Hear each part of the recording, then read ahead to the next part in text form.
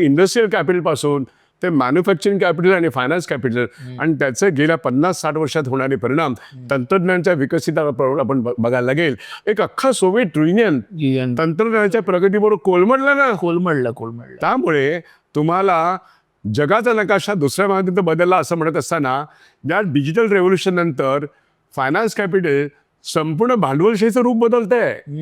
त्यामुळे अनेक भांडवलदार हे कॉर्पोरेट वर्ल्डमध्ये येतात आणि त्यांची ऑलिगार्की निर्माण होतं, त्यांचं सिंडिकेट निर्माण होतं, मग ते मार्केटमध्ये पण निर्माण होतं, ते प्रत्येक उद्योगात निर्माण होतं, ते प्रत्येक देशात निर्माण होतं आणि ते त्या देशाच्या सत्तेवरती प्रभाव टाकतं. इव्हन कल्चरवर पण हे त्या देशाच्या त्या पक्षावरती प्रभाव टाकतं आणि वेळ आली तर त्या पक्षाच्या लोकांना बाजूला सारून स्वतःच सत्ता हातात घेतात.